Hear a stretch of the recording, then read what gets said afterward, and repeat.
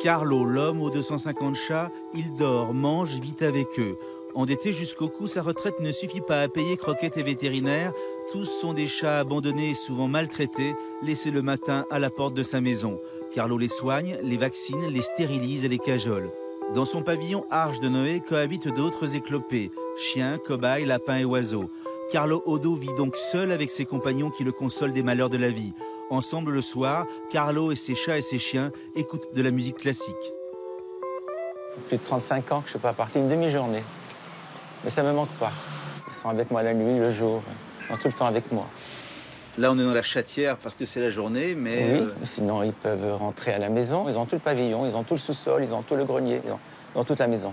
Il n'y a pas une seule pièce que vous avez préservée? Non, aucun interdit. Donc vous dormez avec eux? Je dors avec eux, bien sûr. Vous arrivez d'en avoir combien sur le lit? Une vingtaine, une trentaine.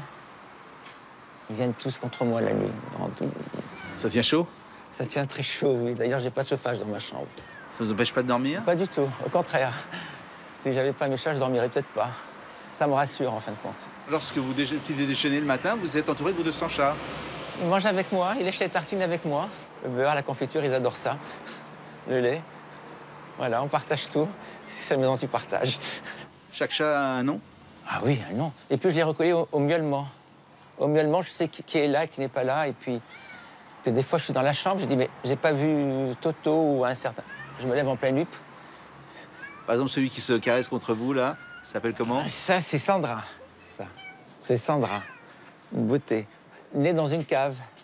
Dans la cité derrière chez nous, dans une cave. Et on vous l'a amené? On me l'a amené, oui, on me l'a amené. Donc vous avez commencé avec 2 chats, 3 chats, 10 chats. Voilà. Et maintenant, vous arrivez à plus de 200 chats. Oui. Comment vous récupérez ces chats? Les abandons, les gens, la folie des gens. Alors, où j'ouvre ma porte, il y a un carton avec des chats, ou dans un panier, ou dans un carton, dans un sac. Ça arrive à peu près une fois par semaine. Des chatons dans des cartons. Les propriétaires laissent un mot, laissent un... Des fois, il y a un petit mot. Des fois, il y a un paquet de croquettes avec. Des fois, il n'y a rien. La plupart du temps, il n'y a rien. Il n'y a pas d'adresse. Alors, il y a des divorces aussi, par contre. Il y a souvent 4 divorces que je récupère. Quand les gens divorcent, ils lâchent leurs animaux? Ils lâchent leurs animaux, oui. Ça m'arrive souvent. Alors, des gens qui ne peuvent plus les nourrir. Bon, ça encore, on peut comprendre. Et j'ai jamais eu autant d'abandon dans les 2 dernières années. Donc...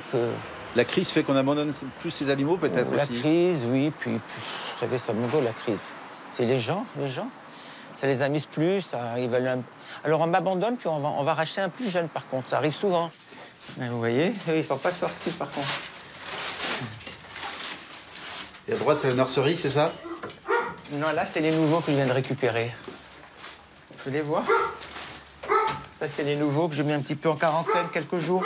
Mais bon, ils n'ont pas l'air malades du tout. Là, c'est les derniers abandons, vous voyez? Les derniers abandons.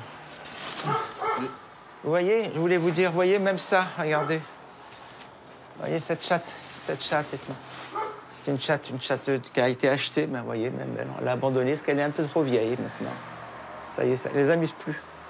Donc expliquez-nous un peu votre vie quotidienne avec plus de 200 chats dans la maison. Je vois qu'il y a des feuilles de papier partout qui font litière. Donc j'imagine que vous passez votre journée à ramasser les excréments de chats. À nettoyer, au jet d'eau, à nettoyer. À refaire les litières. Toute la journée. Toute la journée. Tout le temps. Et il n'y a pas de problème d'odeur chez vous avec plus de 200 chats? Je pense pas. Moi, je me rends plus compte. Je sais pas, vous êtes pas... Vous sentez plus? Non, mais je pense pas qu'il y en a beaucoup, parce qu'on me dit que ça sent... Non. Je suis très maniaque en plus sur la propreté, sur l'hygiène de mes bêtes surtout. Ça représente quoi de vivre avec 200 chats depuis maintenant plus de 30 ans? Une vie de moine. Une vie de moine. Mais bon, je suis heureux comme ça. J'ai tout sacrifié. C'est comme si j'étais en religion, en fin de compte. On adore Dieu, j'adore Dieu, mais j'adore mes chats. Qu'est-ce que vous apportent vos chats? Tout. Tout. Par rapport à mon enfance aussi, ils m'ont beaucoup aidé. Parce que j'ai assez souffert étant petit. Le fait de récupérer des chats abandonnés a à voir avec votre histoire? Sûrement. Oui, j'étais abandonné. Par vos parents? Par mes parents. Comment? Par mes parents. J'étais pas un enfant désiré de toute façon. Donc ça m'a marqué, ça me marque encore. Vous vous identifiez à ces chats abandonnés, en fait? Moi, je leur donne tout mon amour, puis ils me donnent tout l'amour que j'ai pas eu. Que j'ai pas eu. Puis je suis toujours en quête d'amour, moi, en fin de compte. Mais avec les bêtes. Hein. Et vous avez trouvé du réconfort avec les animaux? Avec les animaux, exactement. Exactement. Et ça m'a sauvé. Ça m'a sauvé de tout. C'est-à-dire? Parce que des fois, j'avais des idées noires. Encore maintenant, d'ailleurs. Je peux pas, là. Il faut que j'aille jusqu'au bout. Il faut que j'aille jusqu'au bout pour eux, de toute façon. Je peux pas me laisser aller. Parce que des fois, ça fait beaucoup de soucis, ce chat. Pour le futur. Pour le futur, parce que je prends de l'âge et j'en récupère encore, malheureusement. Je devrais m'arrêter, mais... Il faut dire que vous êtes en retraite et que votre retraite suffit à peine pour nourrir ces chats, pour les soigner. Tout y passe pour eux, toute ma retraite, et puis bon, quelques dons, mais c'est tout pour eux, bien sûr, tout pour eux.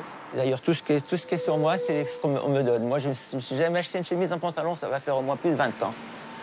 C'est combien de kilos de croquettes par jour, plus de 200 chats? Alors, pour les chats, on a à peu près 3 sacs de 15 kilos par semaine. Mais des bonnes croquettes, je suis très pointilleux sur les croquettes. Parce que les reins, c'est fragile. Les reins des chats, c'est très fragile. Et mes chats vivent vieux. J'en ai de 20 ans, 22 ans. Moyenne d'âge, c'est 15 ans chez moi. Et alors, ce qu'il faut dire, c'est que vous leur donnez pas que des croquettes, vous faites cuire des cuisses de poulet avec de l'huile d'olive. Bien sûr, à l'huile d'olive, des petites coquillettes avec du gruyère râpé dessus. Combien de kilos de poulet, par exemple 5 kilos par jour. Et lorsqu'un chat décède, qu'est-ce que vous faites? Ah, là, c'est le drame. Là, c'est le drame. J'arrive pas à m'y faire, par contre, à la mort de mes chats. La perte d'un chat, c'est une petite mort pour moi chaque fois. Qu'est-ce que vous ont apporté les chats dans votre vie? Tout ce que les humains et les gens sur Terre ne m'apportent pas. Un amour total, un amour complet, un amour illimité, sans arrière-pensée, sans calcul. Ouais, vous voyez? Voilà. Ça, c'est un parmi tant d'autres. Et j'ai les mêmes rapports avec presque tous. Et dans ce monde qui va mal, à quoi ça correspond pour vous de sauver des chats abandonnés? Un chat, c'est un être vivant aussi. C'est un cœur qui bat aussi. Ça souffre, un chat. Ça pleure même, un chat. Moi, j'ai des chats qui pleurent quand ils sont pas contents.